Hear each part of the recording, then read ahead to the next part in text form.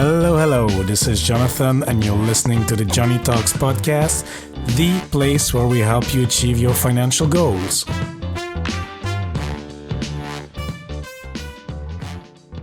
Hola, amigos. Hope you're having a great day wherever you are. And if you're a new listener to the show, special warm welcome to you. I really appreciate you tuning into the show. And if you're a returning listener, welcome back. I appreciate it even more. In today's episode, we will speak to my friend Ben from FI After 40. We connected through Twitter, I read some of his blog posts and listened to some of his podcast episodes, and I thought he had a compelling story to tell. Ben discovered the FI movement, financial independence movement, at a later stage of his life, after 40, and managed to turn his finances, but most of all his mindset around to work towards his goals. He's still on his journey, but he will share his story so far with us, how he went from living paycheck to paycheck, even going through a divorce, to turn his life around after the age of 40. This episode is for you if you're interested in all things related to financial independence, but think you're too late to start. And hint, you're not. So without further ado, let's hear the interview. Hello, Ben. How are you doing today? Hey, Jonathan. I'm doing great. Thanks so much for having me on the show. Yeah, great to have you, Ben, because today we are going to talk about a particular topic. It is to reach FI After 40, which is basically your podcast and website and blog. Yeah. Okay, for the listeners, FI After 40, what does that all mean? It means FI stands for financial independence, and after 40 because you discovered the movement after 40 yourself, Ben. And then, what I want to start with directly is to ask you, financial independence, Ben, what does that mean to you? Yeah, I think it's a really good question. It's something that it does mean maybe something different to different people depending on where they're at in their life or what their goals are. So for me, financial independence is something that I don't know that I really had heard much of that concept when I was younger. And then, like you said, more recently in my 40s, I started to pay more attention to that.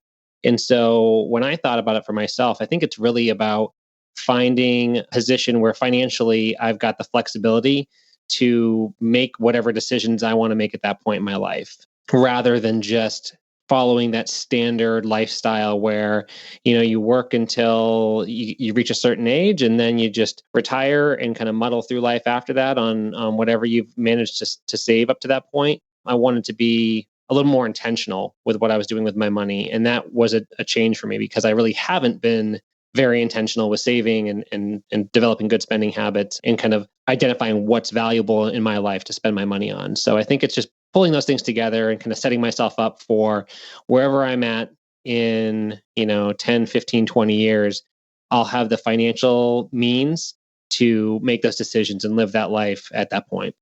Yeah, it's really about the options and a bit designing your life as you want and not necessarily following the standard. So I get that. And I think this is something I'm interested in myself, that I'm pursuing myself. So I really enjoy hearing the way you present it. And Ben, of course, this didn't happen. I mean, you didn't know about this movement in your 20s or in your 30s, but after your 40s. So maybe before we dive in more into the financial independence, maybe you can give us a little background of your story on how you were managing your finances before knowing about the financial independence movement or concept. And then what happened? How did you stumble upon the financial independent movement?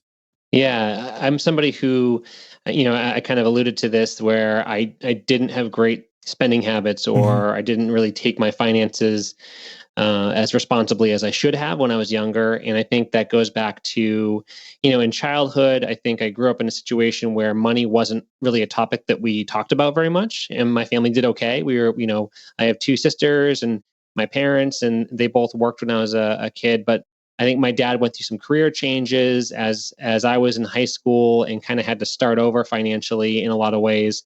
So it wasn't like finances was a real strong point for the family. And I think as a result, I basically kind of avoided money stress because I saw that my parents had stresses from the money issues. And so I really didn't want money to be something that caused problems and caused stress or relationship issues. And so I kind of went too far in the other direction where I was like, well, I'm not going to worry about debt. Debt's debt. It's something that everyone has. It's just part of life. I'm not going to get too hung up on it. And I just am going to do the things that I think I should do, like go to college, get a job, get married, buy a house, cars, kids, all that stuff. So I kind of followed that path. And along the way, I think I struggled to really think long term. I was just living in the moment, living paycheck to paycheck through my 20s and 30s, and got used to having credit cards and just I'll buy it now and I'll pay it off later. But then you don't pay it off later and you just keep stacking that consumer debt on top of itself. And so that was just the kind of path that I followed in my earlier years.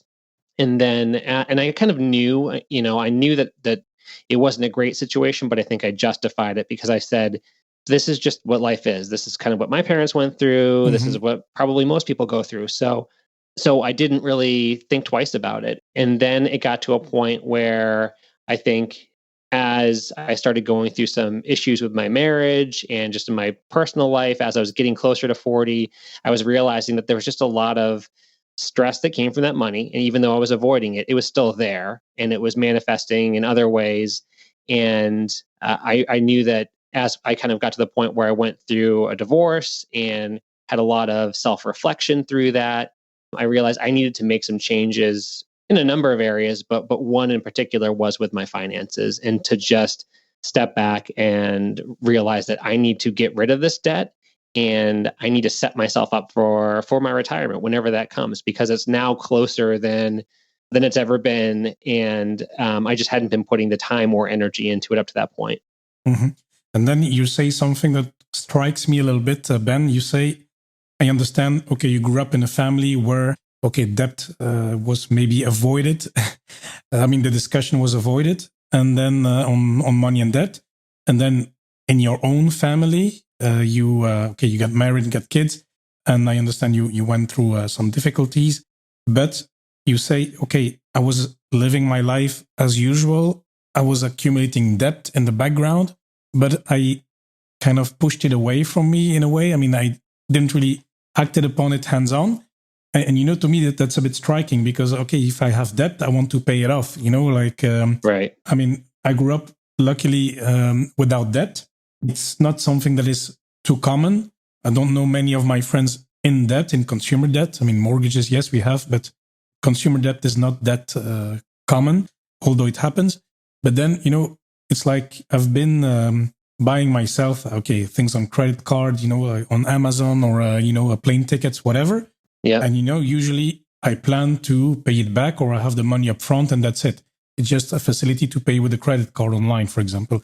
So how do you say, yeah, I will tackle my finances later. I'll leave it on the side for now because, I mean, the bills keep coming and I guess the debt is growing in the background. So how does one deal with that? Yeah, it's an interesting psychological space to be in. And I think there's probably a lot of people that take that or have taken that approach that I took. And, it's almost like, I don't know, it's like smoking cigarettes. Like, you're not supposed to, it's not really good, but you just kind of get used to it. And it's part of a habit. And there's a lot of things in life that you might do that you, in the back of your head, you probably shouldn't, but I think because you get accustomed to it, I was just more concerned with, hey, as long as I can meet all my minimum payments, as long as I can pay all the bills and I'm not, going into default on these things, I'm doing okay. And maybe you can get away with that for a while, but it does definitely add up. And I think it did take a toll on me, emotionally over time because I was kind of avoiding it. And I think I was avoiding a lot of things, a lot of conflict in my life. I just am somebody who tends to avoid conflict in general. So to me, this almost fell right into that same category of debt is a conflict. It's an issue. It's something you need to address. And if I can put that off by just making the minimum payment right now, I'll figure it out later on once I'm in a better position. And of course, I don't want to sound preachy like, hey, I never had that and you have, how come? It's I'm not being judgmental here. I'm trying to understand the behavior, but then you made a good parallel with the cigarettes. For me, I never smoked neither, but for example, I drank too much, when I was a student, etc. I partied too much and I did stupid things. And, it was a party again and it was like the fifth beer and you're like, yeah, no, it's bad. And then I'll get a hangover tomorrow. And then it's a bit the same, so it's bad, but then you do it anyway. So Yeah. okay, so now we are I had my bad behavior, let's say. Yeah, a lot of people do. Everyone has a vice, and for Yeah. some it's eating, some it's drinking, some it's spending money, but Mm. yeah, it all kind of does the same thing eventually. Yeah, exactly. And then Ben, back to you. So then you realized, okay, this debt, I need to tackle it. I need to get my finances in order. And in a way or another, you stumble upon, I don't know, financial independent blogs or podcasts. How do you come to that realization, and or what information did you find online or wherever? Yeah, so it's kind of interesting how I eventually ended up focused on financial independence, because it didn't start out specifically with that. Mm-hmm. I think as I was going through the early stages of my separation and starting to think about divorce and some of the financial impacts of that, I just was doing some more listening to podcasts and just like life improvement type stuff. And I actually heard on a podcast, I think it was the Model Health Show. I forget the guy's name, Sean something or other is the host, but he had a guest on who got into real estate investing, and he was a Chicago police officer who ended up making a lot of money and getting out of having to be a police officer by investing in real estate. And so that was one of the first times I'd heard kind of an average person talking about owning real estate and rentals. Mm-hmm. And so I started to dig more into that. And that's where I found Bigger Pockets, which is a real estate investment podcast and blog and website that a lot of people may be familiar with. I think that you're familiar with it, Jonathan. And I got a lot of information about investing in real estate. And that became an area that I was very focused on for maybe a year or so, thinking this is going to be my way to turn things around. If I can buy a duplex or a triplex and live in one of the units and rent out the others, I can cut my living expenses. And by cutting my living expenses, I can take that money and pay off debt and increase my savings.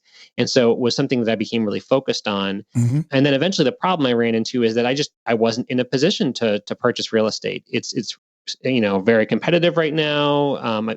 Probably everywhere, but I know in particular where I live in the northeast of the U.S., anything that's reasonably priced goes within days, and so it's really hard to get your hands on something. And having that debt made it difficult for me to qualify. So eventually, this leads me over to saying, you know what, I really need to focus on getting my finances in order first, and then I can shift over to real estate investing at some point. Mm-hmm. And that's where I started hearing more and more about the FIRE movement, financial independence. And so I think similar to you, I'm less focused on the retirement early portion of what people might think of with the traditional FIRE movement. And I'm more focused on just getting my finances in order and getting myself into a position to either pursue real estate investing or save more for retirement, or a combination of those. And that's kind of the path I took to go towards seeking financial independence. Okay, very good. And then, okay, Ben, I mean, the title says it all, FI after 40. So do you believe it is possible to still become financially independent before retirement age if you start after 40? Because we have had guests on the show, some of them, like Jessica from the Pioneers, for example. Yeah. Yep. And okay, I think she's in her early 30s.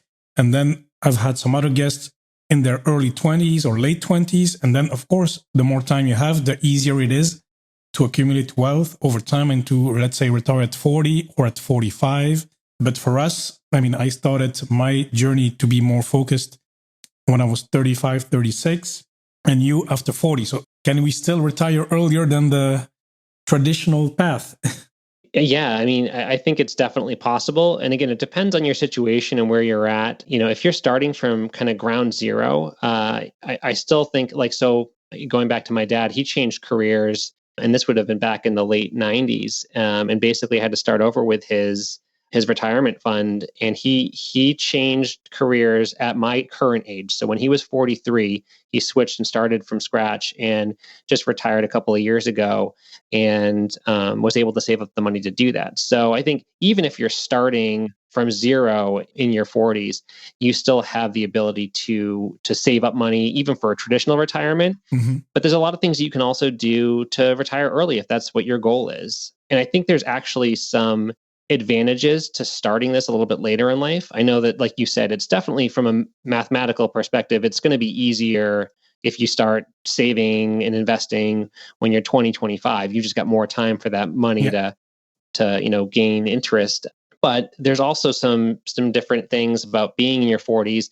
You I think you have a different perspective than you might when you're younger. I think for a lot of people, unless it's hardwired into your system to be a real saver, it's hard to make those sacrifices maybe when you're younger, for maybe the average person. So when you're a little bit older, your lifestyle has changed. Some of those things that take up a lot of money are you've already gotten past a lot of that stuff. You've probably already gotten married, or you've already bought your house, or you've already done some of these things. So a lot of those big expenses, you've already addressed those, and now you can maybe focus more on saving more. And also, you're probably making more money when you're in your 40s, right? So it's Mhm. just, you've got more wiggle room and flexibility with that money coming in to start to reallocate things. And I think just for me, like I touched on this earlier, but just knowing that retirement is now, 15, 20 years away, all of a sudden that kind of really gets to be a motivator as well. This isn't something that's way down the road, way off in the future. It's kind of right around the corner. It'll be here before you realize it. So I think that's also a real motivator and something that can drive people to be successful when they're starting a little bit later in life. Mhm. Absolutely. And then in your case, Ben, so what were the steps that you took? So you mentioned already savings, paying off debt, and then you mentioned real estate because that's how you stumbled upon it. But what are you doing concretely? What can you take us through how you change your finances?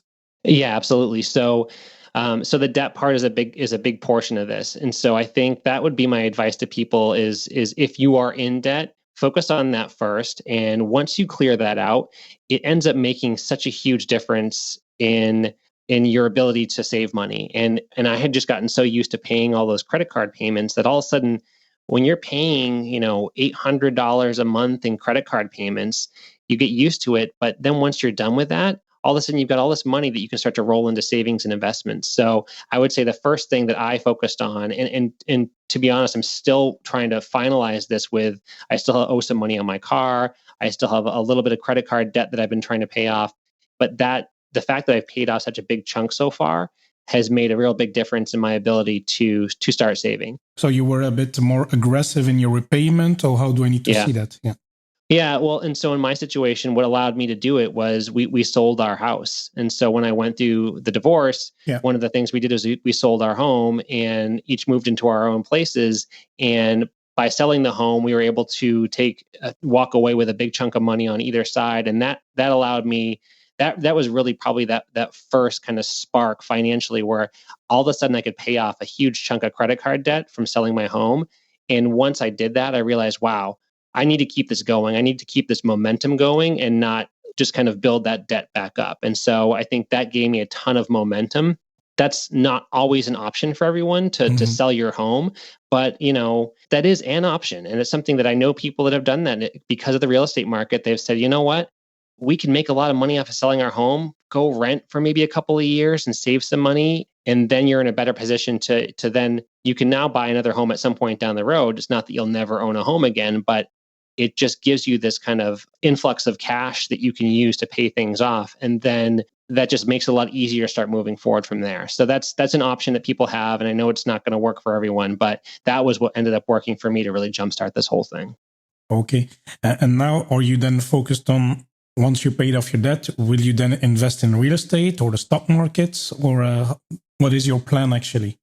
Yep. So with investments, I'm fortunate enough that I work for a company who has been contributing to my own retirement on my behalf without me needing to put anything in. So I do have some retirement savings that had already been accumulating over the last 8 or 9 years, but I hadn't been contributing anything out of my own pocket. It was just my company putting in money. Mhm. So once I paid off a bunch of credit card debt, I said, you know what I'm going to do is to start to automate some of my investments in my own retirement. So I started doing a monthly, or actually every paycheck. So a couple of times a month, usually, just a few $100s will go into my savings for retirement. And so that's really started to jumpstart the growth of my retirement. It was an interesting time for me to start doing this because it was right as the stock market in the U.S. was going through that huge dip, and then it bounced all the way back up pretty much. And so it's been an interesting time for me to start really paying attention to the stock market because it's been so volatile. but I have really been aggressive with it, and I'm mostly in index funds, and I have very little money in bonds right now. I know that there's kind of a standard formula that people tend to follow if they're investing in the stock market, is to kind of split it between equities and bonds, and I'm much higher on the equity side right now, just because I need to really be more aggressive to make up some ground. So again, that was the decision that I made. I'm willing to be a little more aggressive, and it's paid off right now. It's done well. But that's been my focus for saving and investing. And then I've continued to look at the real estate market. I've actually made a couple of offers on things, but they haven't gone through, just because, again, everything has so many people looking at every property. So I've kind of put that on pause, probably for the remainder of this year. And then I think I'm going to revisit it next year. And my next step would be to get back into a position where I can do some house hack scenario where, like I said, I can live in a unit, rent out some of it, and really reduce my living expenses. Well, you really changed your financial situation upside down, Ben. And one thing that also strikes me with this conversation is that besides the technical approach, let's call it, paying down debt with the proceeds of the house, etc., it's also a mindset shift. I mean, you were avoiding debt and all the discussions and leaving it grow in the back. And now you're proactively taking control of your finances and getting informed. And you started the blog and the podcast, which we'll discuss later on. But it's really a mindset shift. How do you feel about it? The mindset, I think, is the most important thing. Honestly, and I'll again make a kind of comparison. If you've seen some of the TV shows about somebody who is a hoarder, and they have all this stuff in their home, and it's just taking over their lives, and you can go in and clean that all out. But if the person doesn't change their mindset and isn't ready to change how they're going to handle their environment, it's just going to fill back up within 3-6 months or whatever it is. And it's the same thing, I think, with your finances. If you don't change your perspective and your mindset with, when is it okay to spend money? When is it more important to save money? When is it important to walk away from a purchase or an opportunity? In kind of getting yourself into the right place where you feel like you've got a good plan in place and you're moving forward. Until you have that ready, sure, you can pay off all your debt, but there's a good chance you're going to rack that debt back up again, and it's going to be just kind of a wash. So I think, yes, absolutely, the mindset has been one of the most critical parts for me. And the key to change was really the situation itself, or just getting inspired by the podcast interview you heard on Bigger Podcast or the other podcast, sorry. Was it that, or was it just the situation itself that you realized, okay, I'm in a mess right now financially, and I really need to get out? Or is it, hey, I got inspired by this? What was the spark, actually?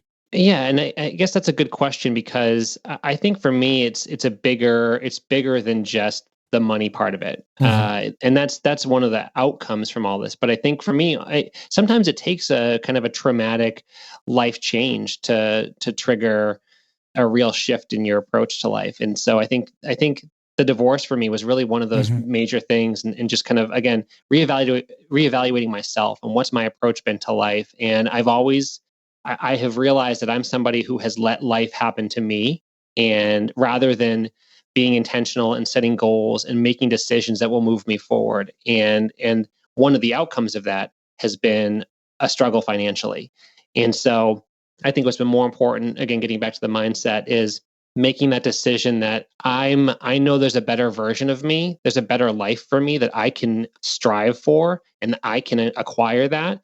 And it's in my discretion to kind of achieve that if I make the right choices along the way. Kind of taking control of things is really what sparked it all, and allowed me to reevaluate where I'm at with everything and start to make that progress. Yeah, I was asking this question because, when I look around, when I see what's going on, I see people, and okay, they live their lives, they're happy or not happy, it depends.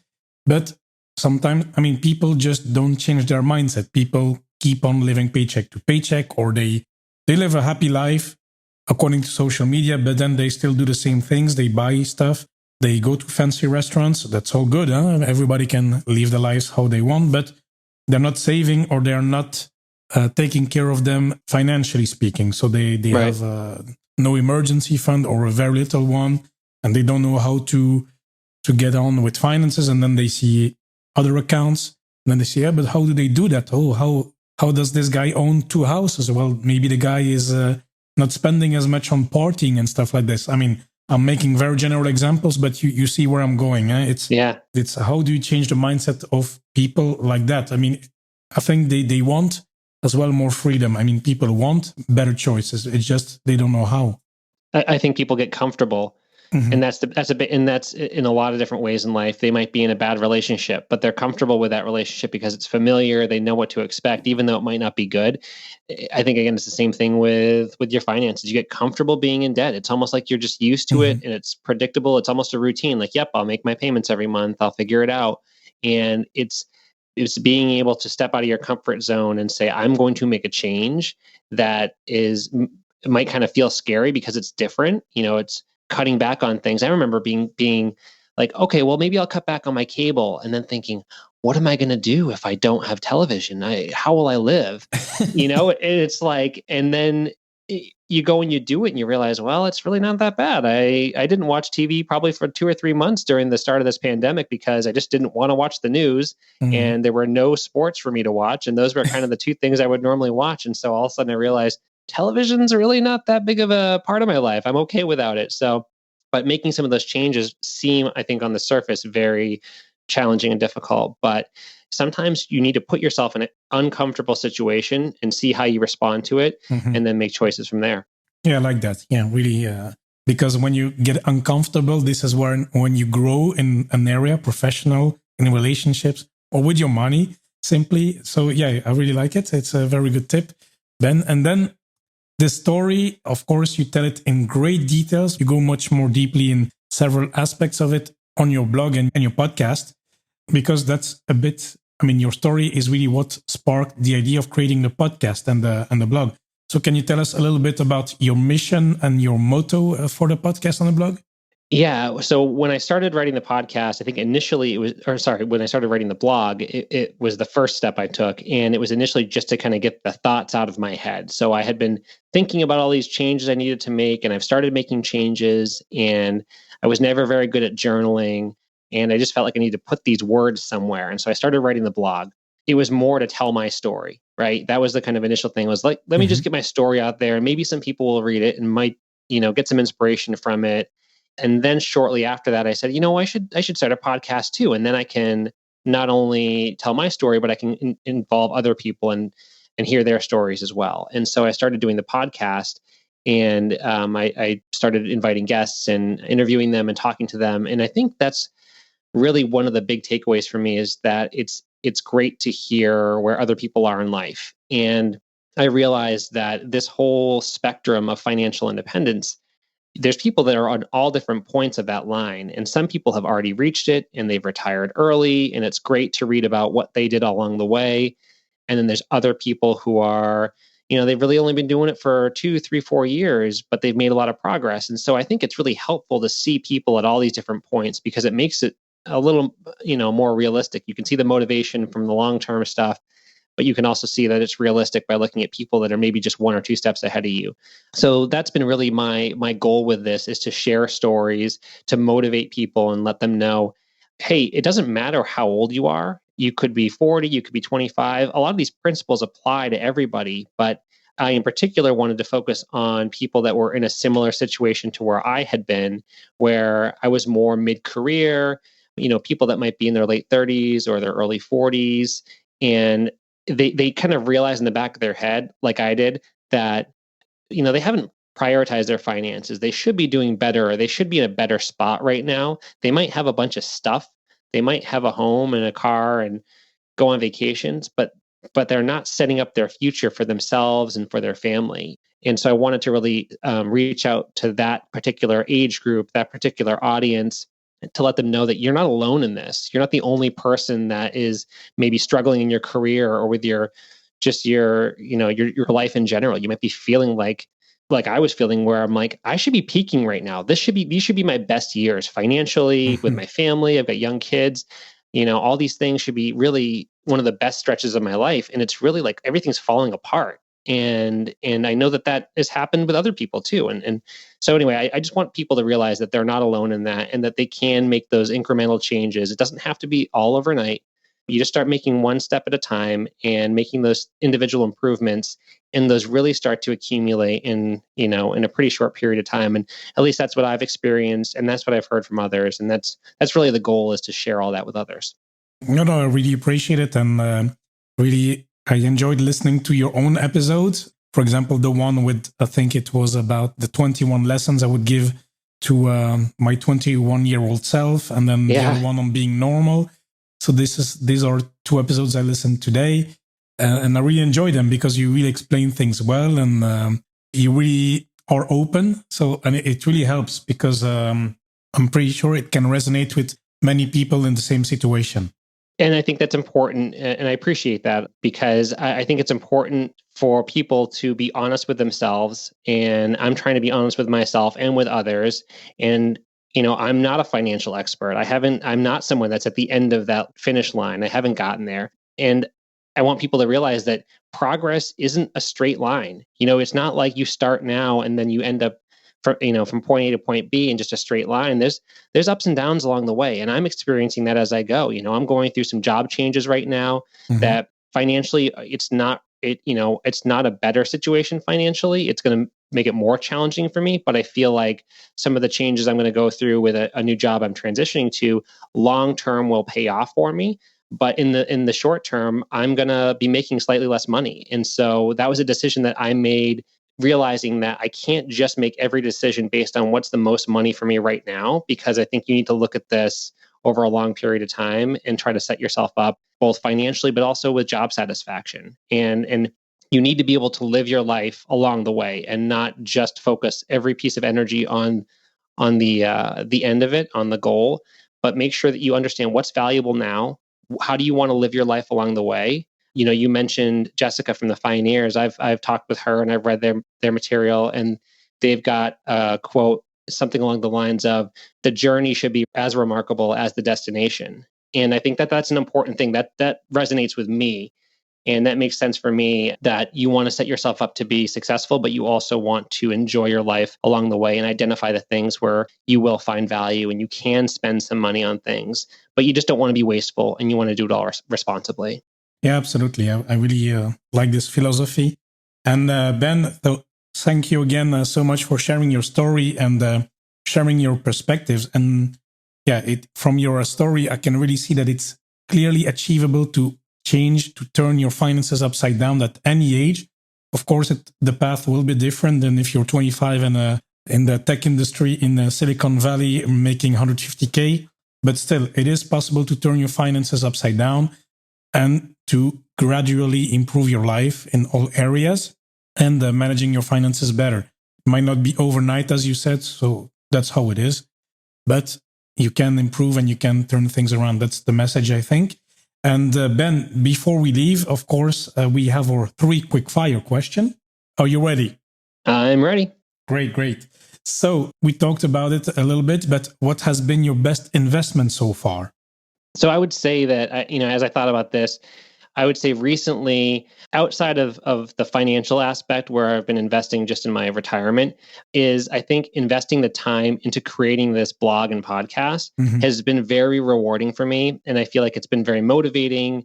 I think it's added a element of accountability for me. So, and I've met a lot of people, made a lot of connections, and learned a lot. And I think that's probably the best investment that I've made so far in myself, both financially and personally.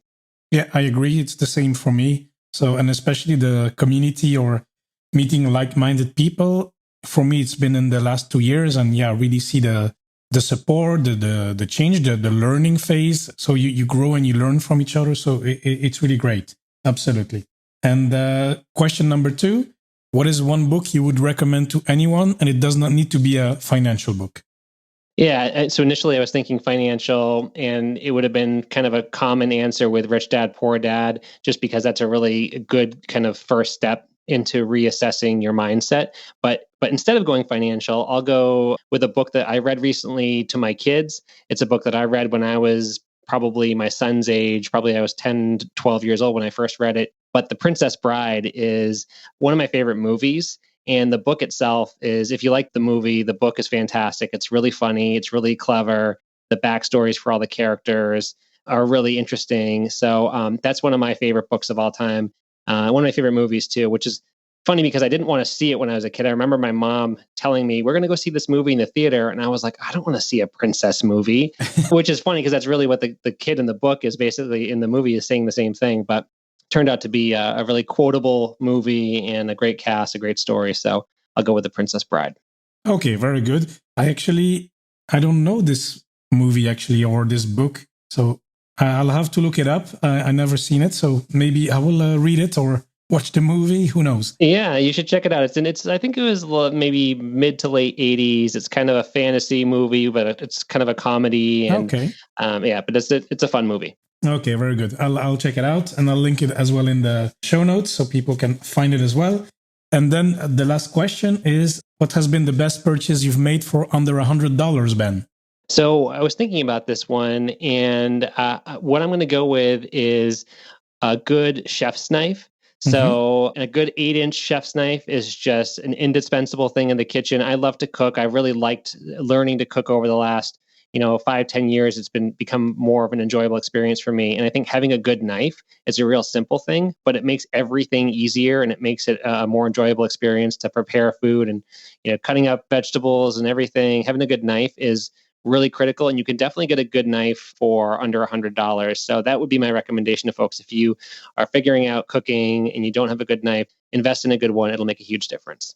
Yeah, I like it. And when you enjoy something, then why not spoil yourself with good tools?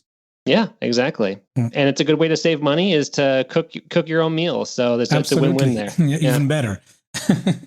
Okay, very cool. So Ben, where can people find you? So the website is fiafter40.com. That's FIAFTER40.com. And on the website, you're going to see links to both podcast episodes and then also blog articles that I've written. You can also follow me on Instagram, Facebook, and Twitter.